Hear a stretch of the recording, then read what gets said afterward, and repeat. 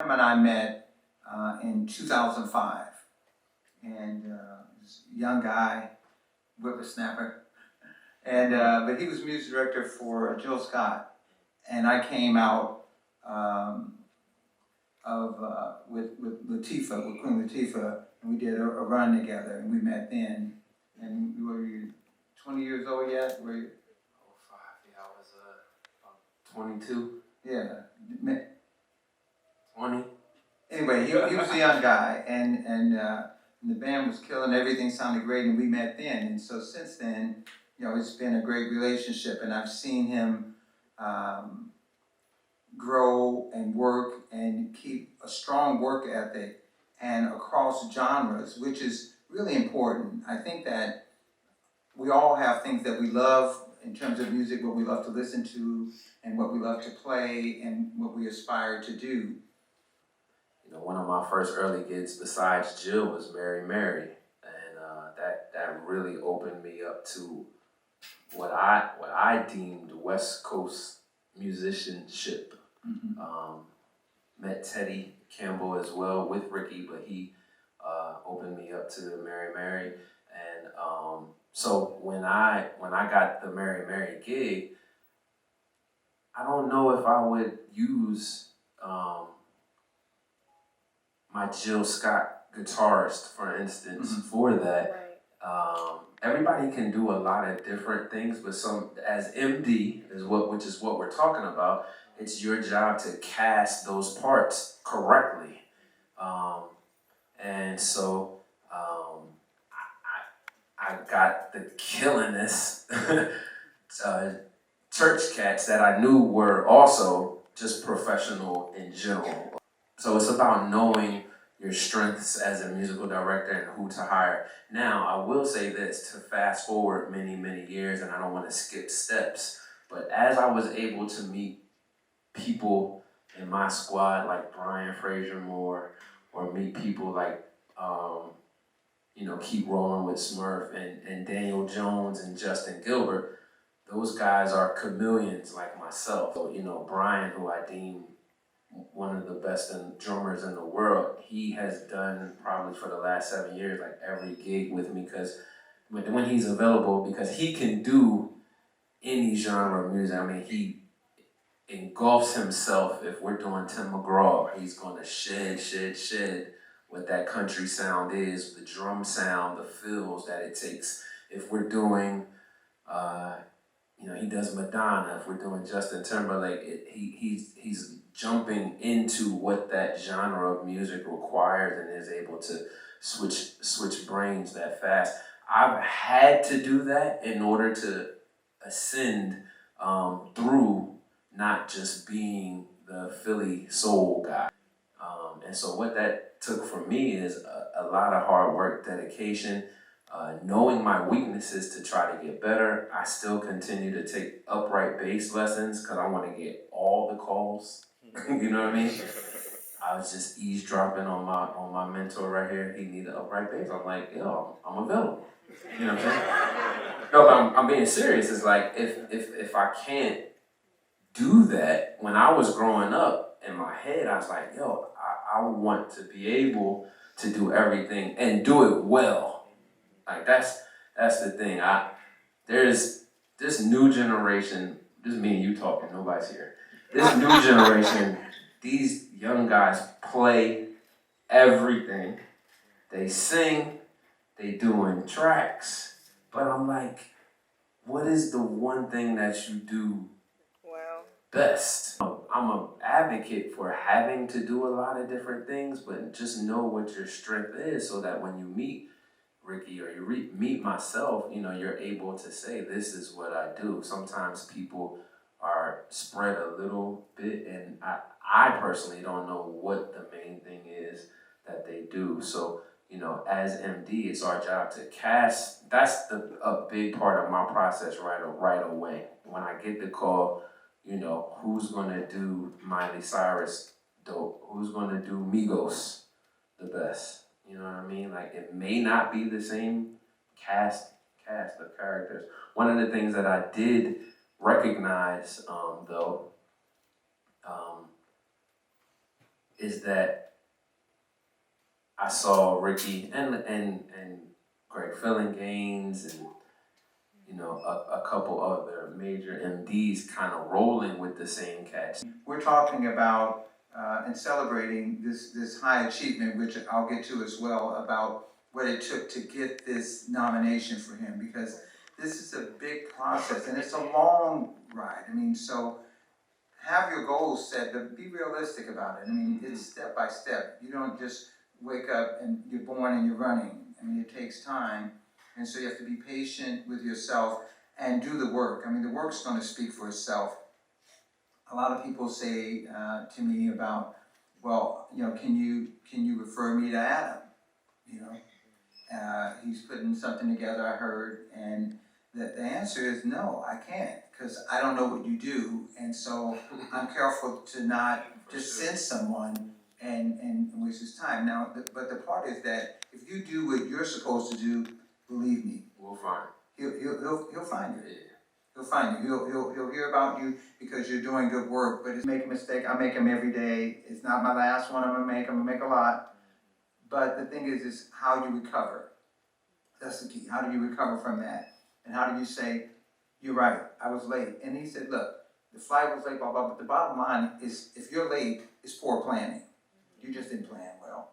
And it's okay, you're gonna make those mistakes. The quicker you learn from them, the stronger you get. I also feel like as an up-and-coming musician trying to get on, diligence is a fine line. I like a diligent person. Fine line between being a pest and being diligent. But I like diligence. One of I'm gonna call him one of my partners now. Derek Cobbs is from Kalamazoo, Michigan, and he kind of went viral with these gummy worm arrangements, and he emailed me for 2 years straight. And I had not listened to the email, just being honest. And so one day, and that wasn't no disrespect to him. I think I was just moving and passing, or I would respond back to him, hey bro, got your email, I'm gonna listen when I can. Da, da, da. When I listened to it, it was some of the craziest music and arrangements I ever heard. The next day I had got a call, like Joe Jonas was going solo, and I said, yo, I think I have something for this young guy. And he tells this story way better than me, but if he would not have kind of just been like, I know my destiny, I know I'm supposed to do this, whether it was with me or Rickey or another, you know what I mean? He stayed on it and he stayed the course and he didn't give up. So that diligence alone shows me that you're a hard worker. And that means a lot because we both have worked extremely hard to get to where we are.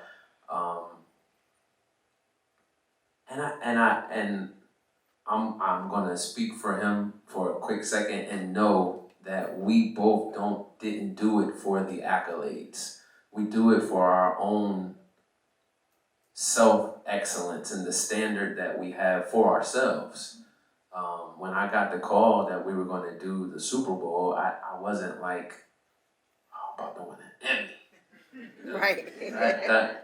Or any gig for that matter, you know what I mean? Because when I got the call that we were going to do the Super Bowl, I wasn't like, oh, I'm about to win an Emmy. Right.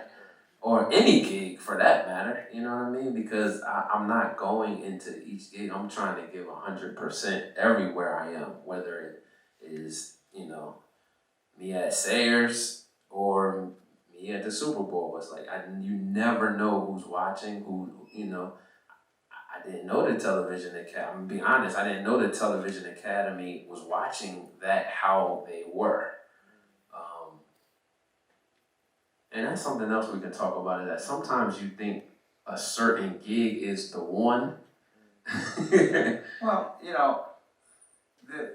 every job creates its own thing, and you have your challenges. I think it's just if you're doing your absolute, and this is the best version of you at that moment.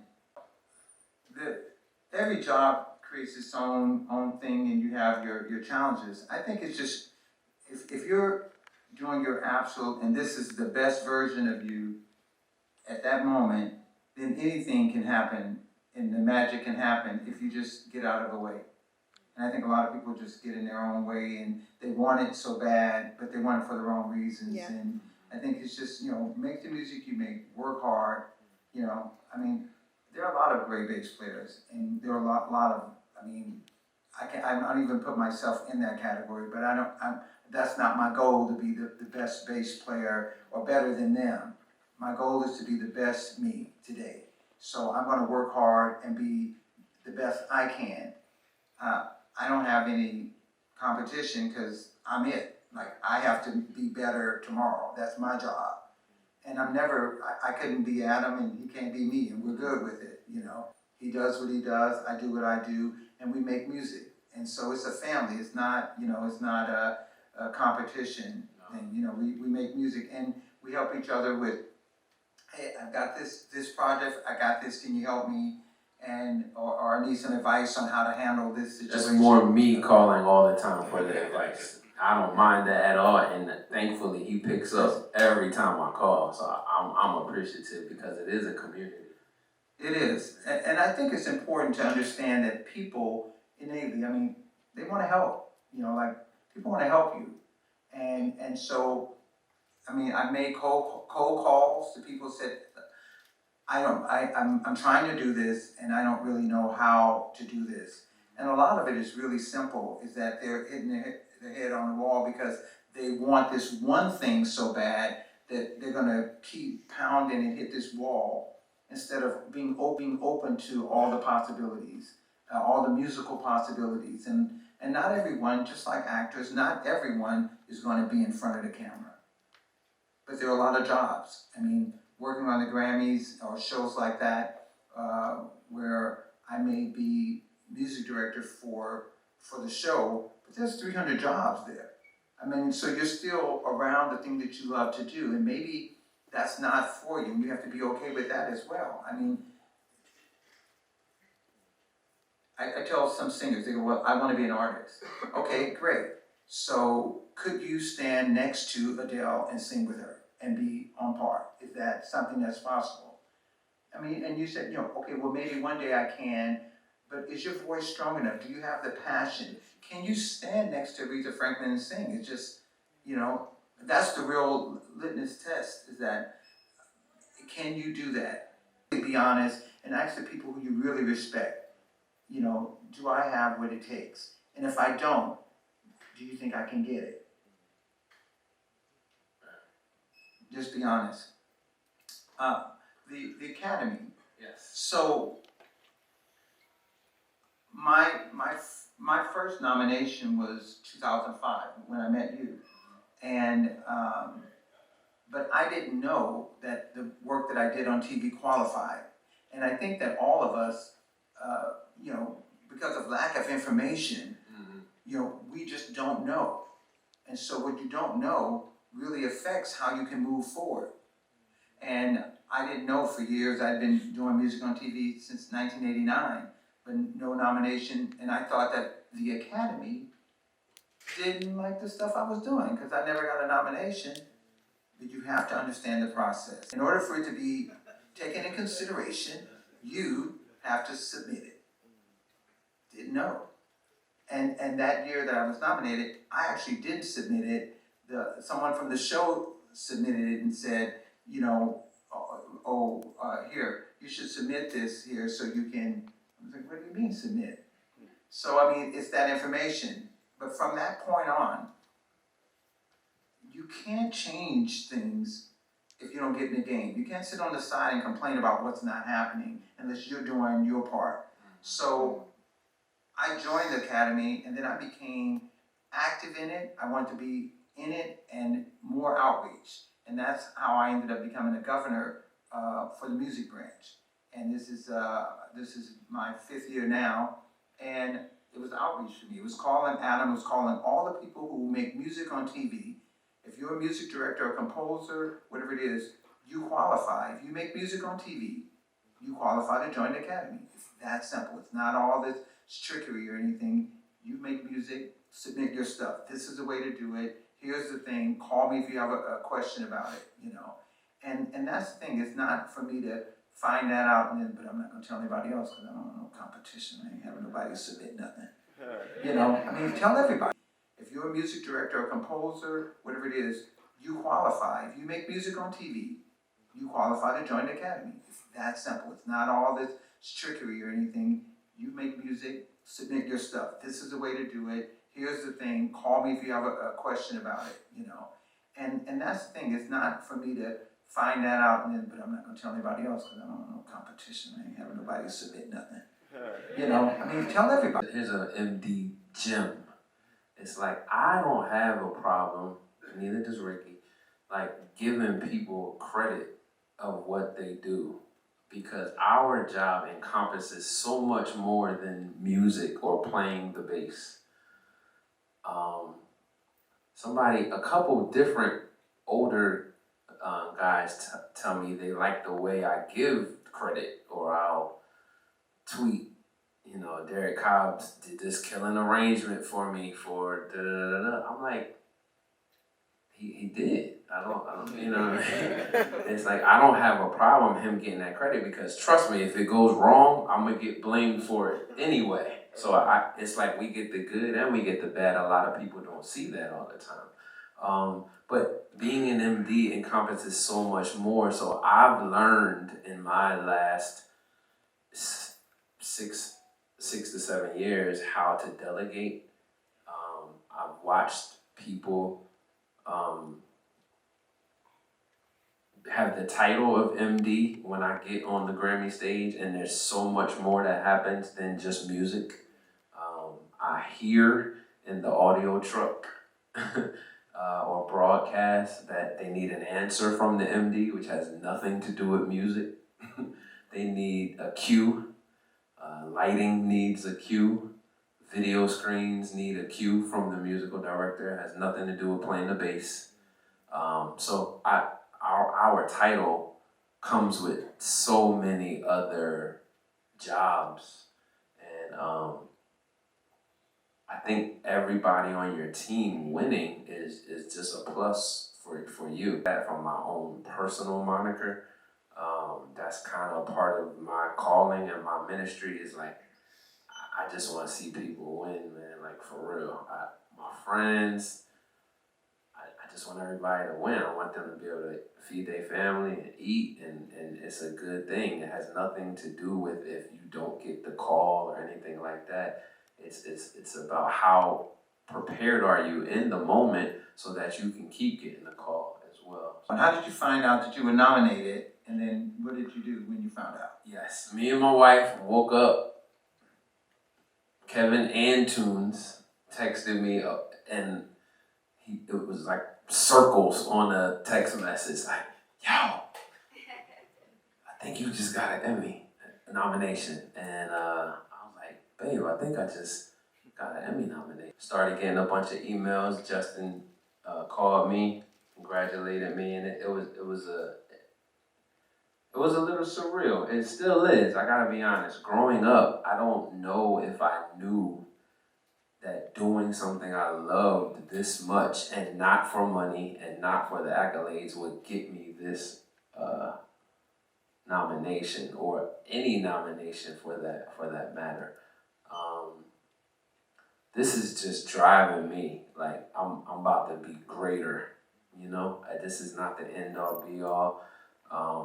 My brother had 7 nominations. He got 1. We talked about when you won the one, the next one was coming. And we work hard for this, and it continues to drive us.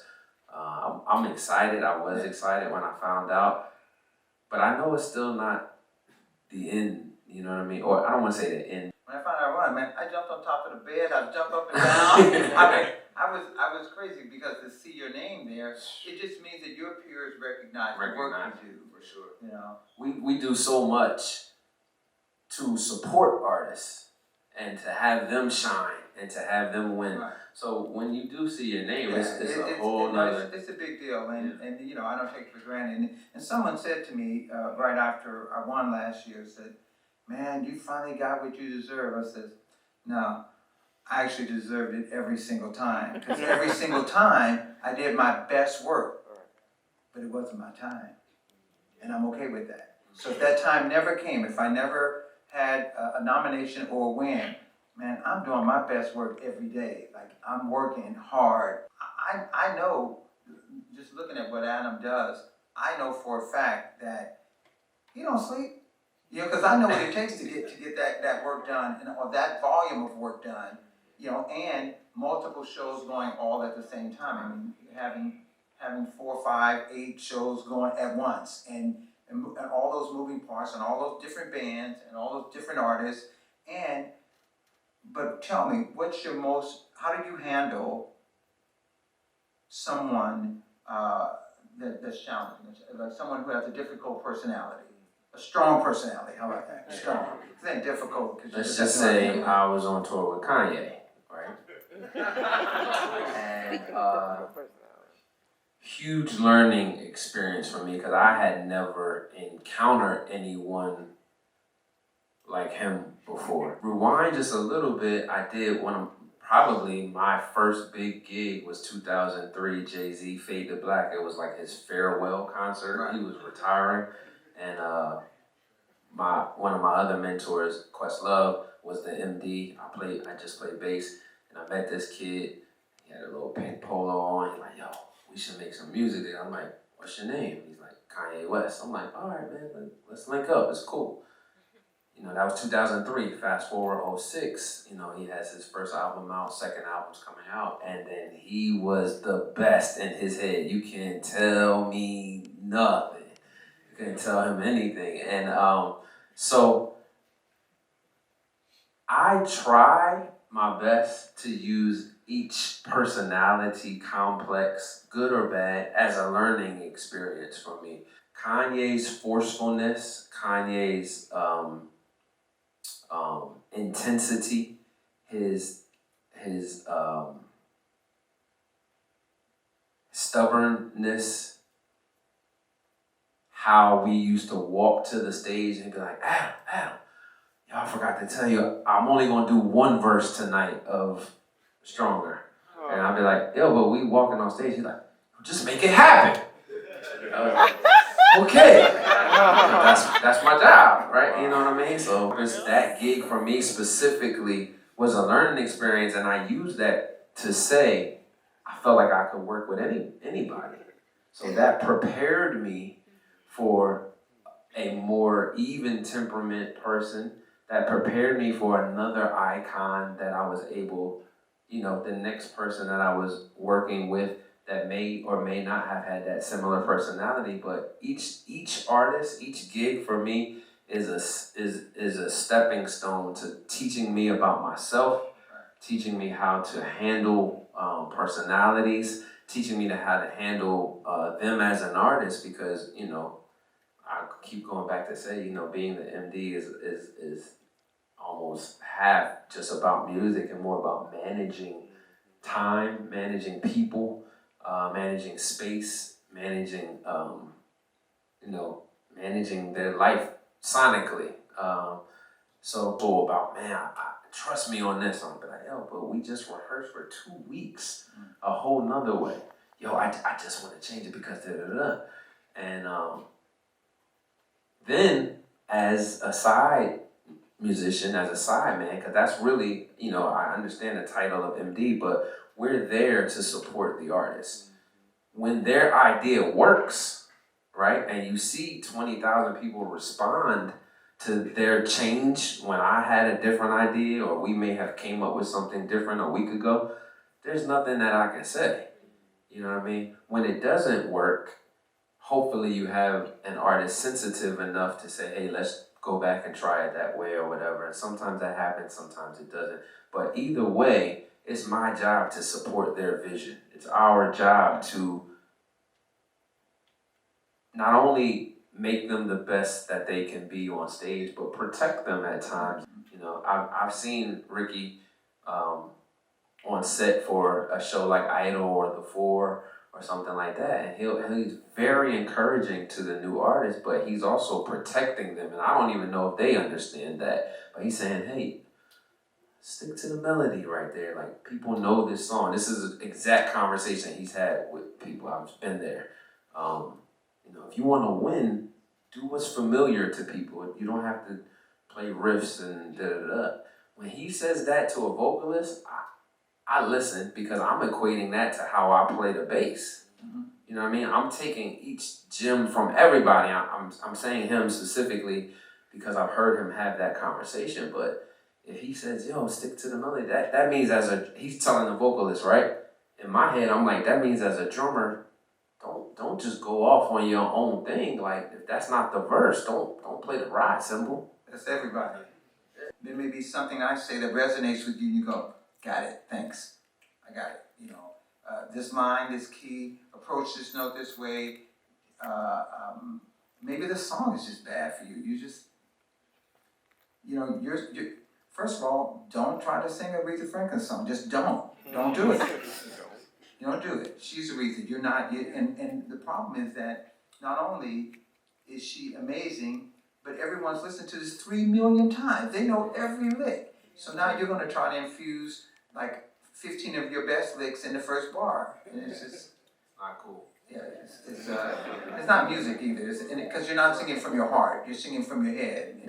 Stay in your lane. You gotta stay in your lane, and also especially when we're always playing cover tunes because it's somebody else's music. But when we're playing an established song, you know, people want to hear the hit record, you know, and you know, sometimes people get away from that and then wonder why either they may not get a call or you don't win American Idol or, you know, something like that. So you gotta stay in your lane until it's called for to step out, and then be prepared to smash it. You know what I'm saying? Whether that's 8 bars or 16 bars or whatever.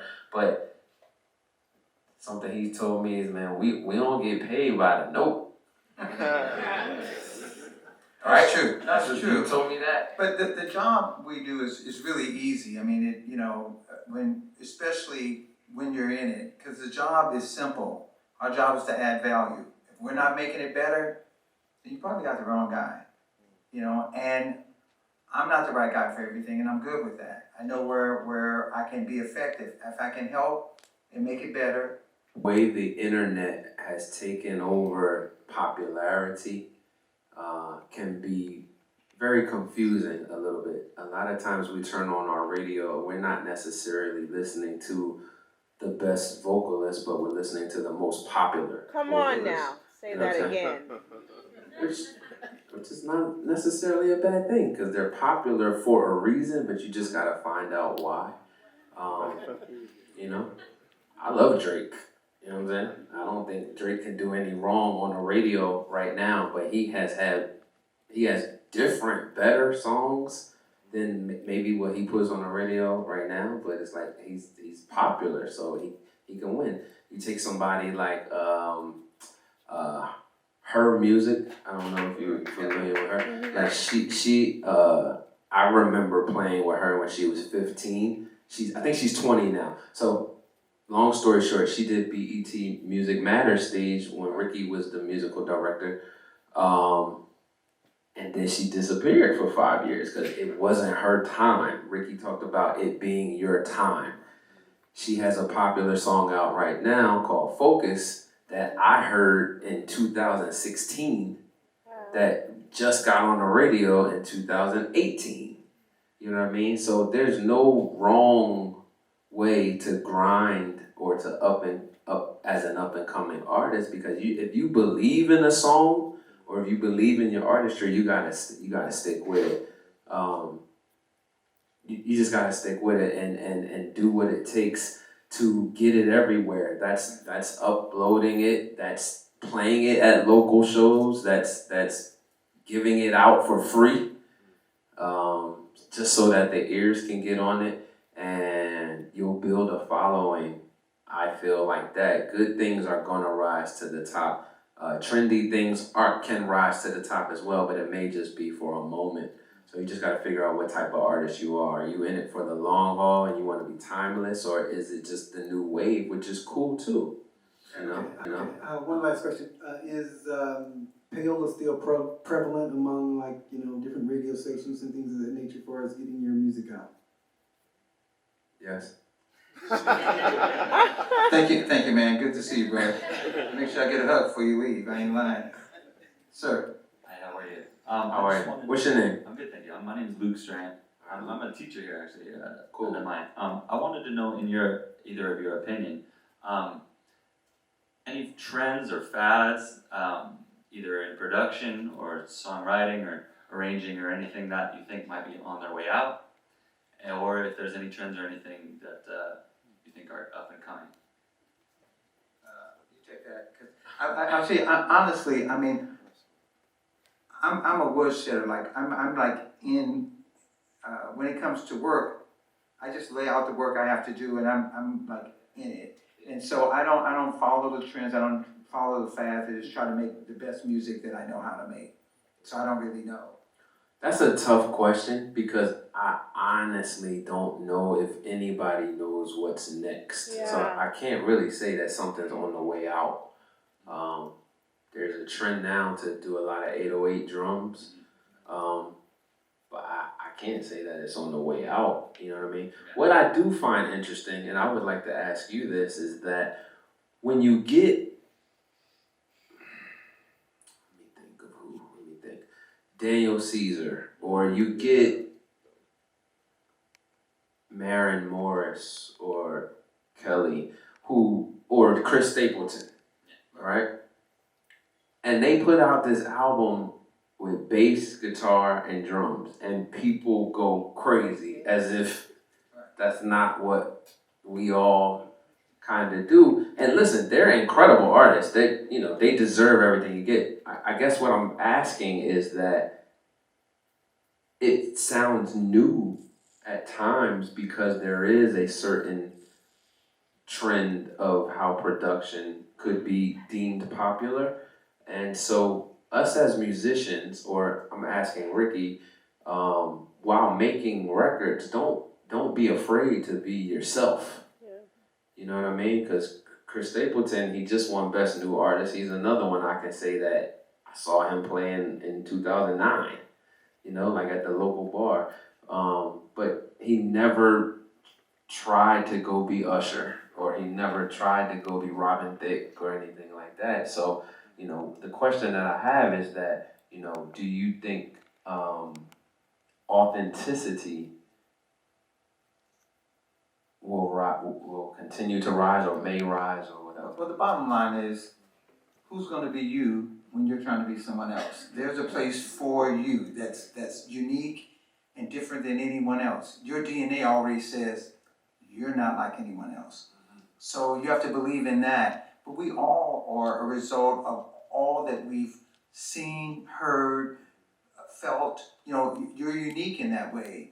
And that's who you are. And so let that person be, because you can't be the other people that you think.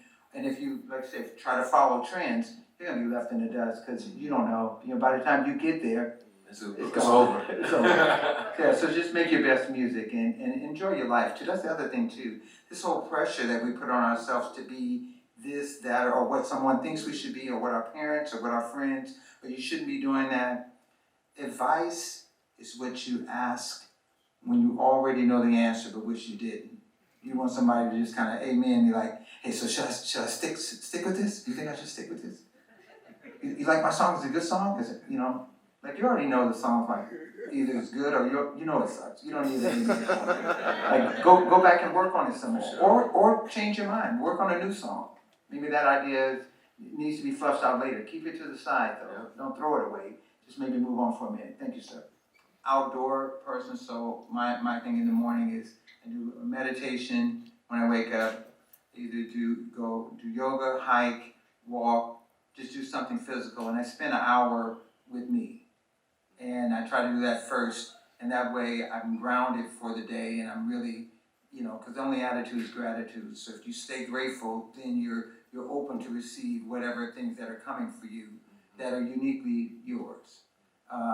What I look for in singers is their ability to background singers to blend and have a great tone, and not look to that job is a unique job. There are a lot of great singers who can't sing background because that's a unique talent, and there's so many intervals. I mean, I have some great singers. I mean, I don't need to mention them, but they can't sing harmony because they can't stay on the note when they hear other people singing.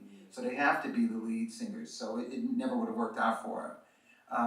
But most of the people that work with me over time, I know some 100 background singers. It's all referral. People who sing well together, and we blend together, and or we sing well together. And that's really what I look for. People who where and the hours are long, and sometimes they're like so long. Like if you're working on the 4, it's like so long. It's some, I don't know, how long are your hours on A day? Well, I mean, yeah, I mean 23 and a half. Yeah, so, yeah, 'cause I mean I mean, you're on site definitely 9 to 10. yeah, Easy. well, no, yeah, I mean, so when we were doing, it was like, I mean, I did the first season and now I just did the last season. We were 8 o'clock call and we finished taping at 2:30, only to have an 8 o'clock call coming right again. So that's a long time to be tired, sleepy, hungry. I mean, everything. You're just like, and it's easy to get irritable and get edgy with people. So I need people who can just handle you. I don't, I ain't your daddy. So handle yourself, take care of your business, and if it's time, if you're edgy, then be quiet. Just don't say anything. And so you have to handle yourself in that situation. So that's kind of what I look for. Just people who can, and that's your best agent is people who you sing with who say, hey, put this person on, like they're really, check them out. Yes, please. Thank you. Good luck. Much love and respect to both of you. Thank you. Much love. Thank you. So I watched the Whitney documentary a couple of times. I love it, and I've noticed that you were with her for most of her career, Rickey. And so that means you were there through the good and through some of the ugly. So my question is to both of you, really, as musical directors, when you see maybe the artist, is starting to, or you see the artist is kind of dibbling and dabbling in some things that's affecting them, and it's affecting their artistry and their stage presence. What is your response to that? Because there are lines that have to be drawn, I'm sure, at some point where you say, I don't want to be embarrassed on stage, so I gotta walk away. Or maybe you're close to the artist, so then you have to go and talk to that artist, and just some feedback on that. You go first.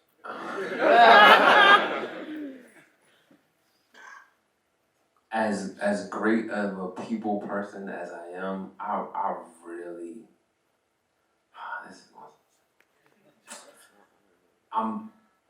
I'm there to do a job. I'm technically not there to be friends. I don't want that to sound harsh at all for my bosses. I admire and I respect them, and I have different relationships with different people.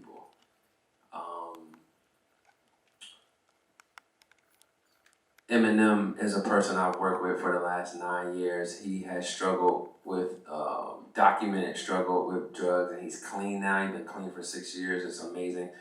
When he was going through what he was going through, I don't think I would have been the guy to been like, yo, bro, you gotta get it together. Because that, me personally, I don't know about him, and I don't know about other MDs, but I will say this, and I grew up in Philadelphia music culture, and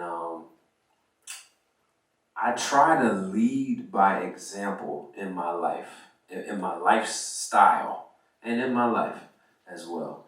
I never, just speaking for myself, because she asked about, dealing with things that may, people are doing drugs or maybe smoking in the studio or something like that. That wasn't me, but I still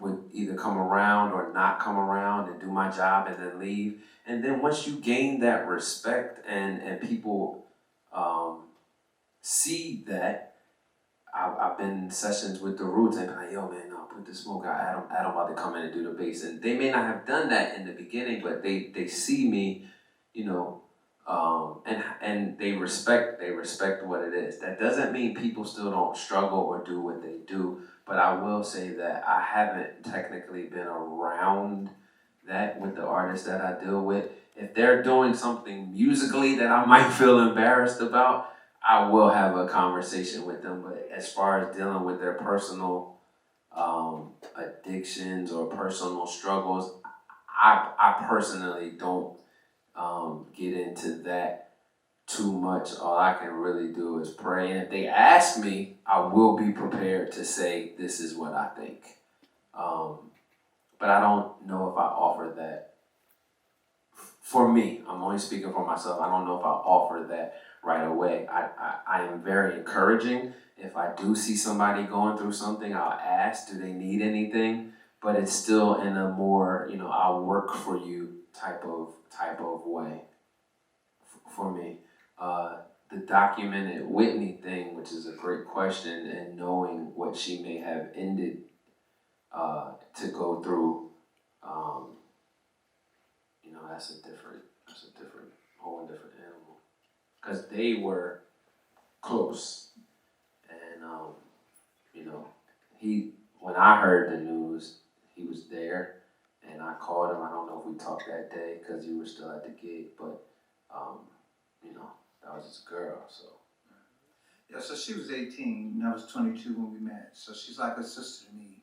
We had a lot of conversations, but in the same way, I know, again, my strengths.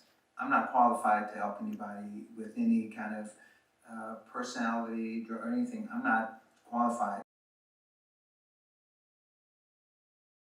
Trevor Wesley. First of all, thank you so much for being here. You guys are really dropping gems, and this is amazing. So thank you so much. And Rickey, you mentioned earlier about a guy that came from Chicago and he was late, and he was lucky enough that you told him that he was late, and so he knew how he messed up. But if you say get a big gig or something like that, and you don't get a call back, how do you go about repairing that or figuring it out? Do you just ask the question, or it's a straight up ask, or how do you overcome that to figure it out so you can be better and grow from that? So hopefully the people that you are bringing your art and your gift to understands that Michael Jordan wasn't always Michael Jordan. So LeBron wasn't always, probably LeBron was always LeBron. He's an exception. Yeah, but I'm just saying that, so I understood that. I wasn't mad at him, I just had to help him understand that. But if someone doesn't get a gig, then, that gig wasn't for you, and maybe, I believe that everyone, and all you guys too, this is important for me to be here tonight as well. Both Adam and I understand that. I've been sitting in a chair watching and having someone talk to me, and all it takes is one thing to kind of give you that little push, that little thing that you needed to hear to make you keep pushing forward. Because on a daily, you're like, I'm ready to give this thing up. And and by the way, when people say give up, all you guys are super gifted and talented in a lot of areas. Don't get caught up on one thing or the one thing that you think that this is my calling, because there's a lot of opportunities out there. Don't be closed-minded about that. Look at the whole landscape and try some different things, and I think that that's important. But to answer your question, so if there's something, I had a big gig that I auditioned for, and I was final call back, me and another guy. And I was killing. I'm telling you, I was killing. I worked hard. I was killing. And I didn't get the gig. And the other guy got it. And they said, you sounded great. And I'm like, okay, so why didn't I get the gig? The guy had the look we wanted. He was tall. You're not. He had this wild haircut. You don't have it. So it's showmanship. So, and what, you laughing about the hair, really? Oh, that's easy. Kick me off. So anyway, there's several reasons why you don't get the gig, and it's bigger than you. But if you don't get it, that means that something's coming. So don't think about the one that you missed. Think about the one that's coming, because it's coming. Keep doing the work. Yeah, that's good. Thank you guys so much.